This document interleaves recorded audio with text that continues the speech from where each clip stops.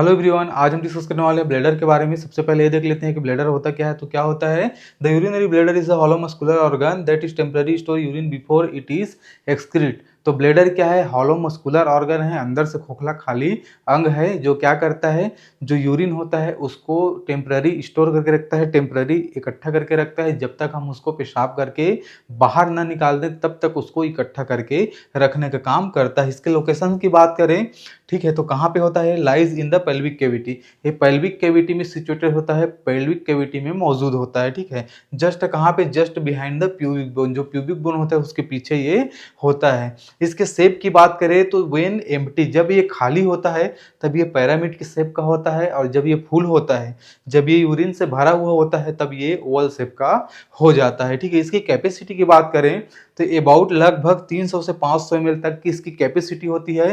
लेकिन जब स्ट्रेच की बात करिए कितना फैल सकता है, तो ये इतना फैल सकता है कि 800 ml तक का यूरिन इसमें इकट्ठा हो जाए। लेकिन इसकी कैपेसिटी की बात करें तो 300 से 500 ml तक की इसकी कैपेसिटी होती है। इसकी ओपनिंग की बात करें कि कहाँ कहाँ से ओपन होता है, तो ऊपर में दो यूरेटर जहाँ से आते हैं वहाँ पे दो ओपनिंग रहता है, और नीचे में जहाँ से यूरेथ्रा खुलता है वहाँ पे एक ओपनिंग रहता है। ठीक है, अब इन दोनों ओपनिंग के बीच में क्या होता है, जो जगह बचता है उसको ट्राइजोन बोलते हैं। इसको अगर डायग्राम में देखें, ठीक है, तो जहाँ से यूरेटर आता है ये दो ओपनिंग ऊपर खुलता है, एक ओपनिंग यूरेथ्रा नीचे खुलता है। ठीक है, अब इन दोनों के बीच में जो एक ट्राइजोन ट्राइएंगल बनता है उस एंगल को क्या बोलते हैं, ट्राइजोन कहते हैं। ठीक है, अब इसमें इन स्पिंटर की बात करें तो इसमें क्या होता है, दो स्पिंटर मौजूद होते हैं। अब इस स्पिंटर का काम क्या होता है, स्पिंटर का काम होता है जो यूरिन है उसको, जो ब्लेडर है उसके अंदर में रोक के रखने का काम होता है। तो इसमें दो स्पिंटर होता है, एक होता है इंटरनल स्पिंटर और एक होता है एक्सटर्नल स्पिंटर। जो इंटरनल स्पिंटर है वो कहाँ पे होता है, तो ये यूरेथ्रल जंक्शन में होता है, और ये इनवॉलेंट्री रह रहा है, हमारे कंट्रोल में नहीं रहता। लेकिन जो एक्सटर्नल स्पिंटर है इन द यूरेथ्रा, ये यूरेथ्रा में रहता है, और ये क्या होता है, हमारे कंट्रोल में रहता है, वॉलेंट्री कंट्रोल रहता है। ठीक, इसको डायग्राम में देखें। ठीक है, तो इसमें दो स्पिंटर पाए जाते हैं। एक स्पिंटर क्या होता है, जंक्शन में होता है। कौन सा जंक्शन में होता है, तो यूरेथ्रल जंक्शन में होता है। ये रहा यूरेथ्रल जंक्शन में।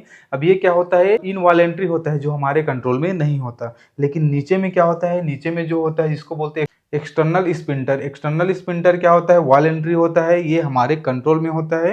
अब ये कहाँ पे होता है, इन द यूरेथ्रा, यूरेथ्रा में होता है। तो इस प्रकार से दो स्पिंटर होते हैं। ठीक है, नीचे वाला जो स्पिंटर होता है जो एक्सटर्नल होता है वो हमारे कंट्रोल में होता है। अब इधर से जो यूरेटर आते हैं तो यूरेटर्स में वाल्व का काम, यहाँ का जो दीवार रहता है वो करता है, ताकि ये जो यूरिन है वो बैकफ्लो मत हो करके। तो इस तरीके से क्या होता है, इधर वाल्व रोक देता है और इधर इंस्पेक्टर रोक देता है, यूरिन यहाँ पे इकट्ठा हो जाता है। जब प्रेशर यहाँ पे बढ़ता है, यूरिन ज्यादा होता है, तब जाके स्पिंटर खुलते हैं और यूरिन बाहर निकलता है। अब इनकी स्ट्रक्चर की बात करें, इन स्ट्रक्चर में तो फर्स्ट स्ट्रक्चर है म्यूकोसा। ठीक है, म्यूकोसा क्या है, तो ये इनर लाइनिंग है, ये अंदर की परत है। ठीक है, made of transitional epithelium, transitional epithelium से बना होता है। कैन स्ट्रेच, जो स्ट्रेच हो सकता है, फैल सकता है। इसको अगर डायग्राम में देखें तो ये जो है, इस एरिया को अगर डायग्राम में इस तरीके से खोल के देखें तो इसमें सबसे अंदर का जो लेयर दिखाई देगा ये वाला, इसको बोलते हैं म्यूकोसा। अब म्यूकोसा क्या है, ट्रांसिशनल एपिथेलियम से बना होता है, तो इसमें स्ट्रेच होने की क्षमता पाई जाती है, ये फैल सकता है। तो इतना फैल सकता है कि 800 ml का यूरिन इसके अंदर में भर जाए, इतना ये म्यूकोसा फैल सकता है। ये फर्स्ट स्ट्रक्चर हो गया।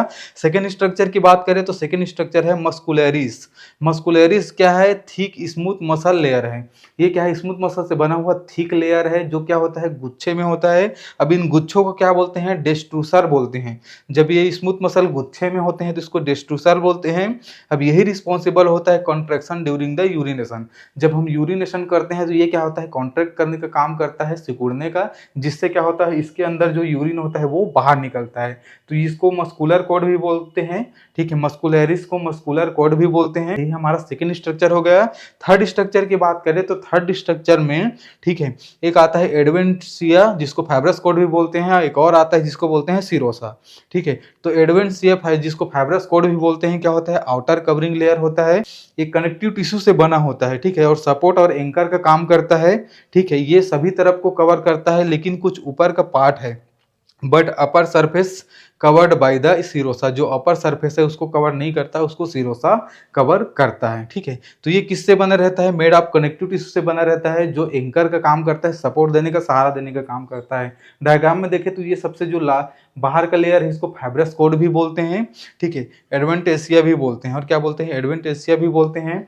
और इधर का जो लेयर है इसको सिरोसा बोलते हैं। ठीक है, तो जैसे ये पूरा ब्लेडर है, तो ब्लेडर के सभी तरफ पे क्या होता है? सभी तरफ पे फाइब्रस कोट रहता है, लेकिन जो अपर पार्ट रहता है जहां से यूरेटर आते हैं, तो ऊपर पार्ट को, कुछ पार्ट को कौन कवर करता है? तो सिरोसा कवर करता है। तो इस तरीके से क्या होता है? फाइब्रस कोट जो एडवेंटेसिया होता है ये कवर करता है, और कवर करके जो ब्लेडर है उसको सहारा देने का काम करता है। ठीक है, अब देख लेते हैं फंक्शंस के बारे में ब्लेडर के। तो ब्लेडर के मेनली 3 फंक्शन होते हैं। तो इसमें फर्स्ट फंक्शन है स्टोरेज ऑफ यूरिन। यूरिन को क्या करता है? स्टोर करके रखता है अंटिल मेच्योरेशन, जब तक हम उसको यूरिन को पेशाब करके बाहर ना निकाल दें तब तक ब्लेडर क्या करता है? यूरिन को स्टोर करने का काम करता है। फर्स्ट काम हो गया। सेकंड काम है कंट्रोल्ड एप्टाइंग। कंट्रोल्ड एप्टाइंग का मतलब होता है यूरिन को खाली करने में, जो पेशाब रहता है उसको खाली करने में ब्लेडर क्या करता है? हमारी मदद करता है। कैसे मदद करता है? तो इसमें क्या होता है? डिस्ट्रूसर होता है। डिस्ट्रूसर जो मसल होता है और स्पिंटर होता है, इन दोनों की मदद से डिस्ट्रूसर मसल क्या करता है? प्रेशर लगाता है,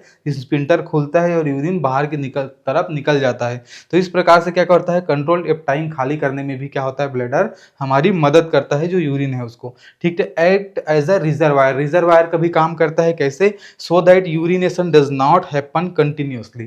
ठीक है, रिजर्वायर का काम करता है इसीलिए जो यूरिन इसमें भरा रहता है, ठीक है, वो इसमें कुछ समय के लिए रुका रहता है। अगर ये नहीं रहता, ये रिजर्वायर का काम नहीं करता, यूरिन को इकट्ठा करने का काम नहीं करता, तो यूरिन इधर से आता और इधर से क्या होता? डायरेक्टली निकल जाता, कहीं पिस्टन नहीं होता, तो कंटिन्यूसली हमारा यूरिन बाहर निकलते रहता। लेकिन ये रिजर्वायर रोकने का काम करता है, इसीलिए यूरिन इसमें इकट्ठा होता है, और जब फुल हो जाता है ब्लैडर तब जाके हमको यूरिनेशन लगता है और यूरिन निकलता है। ठीक है, तो ये रहा फ्रेंड्स ब्लैडर के बारे में। अगर वीडियो आपको अच्छा लगा हो तो वीडियो को लाइक कर दीजिएगा। ऐसे वीडियो और देखने के लिए चैनल को सब्सक्राइब कर दीजिएगा।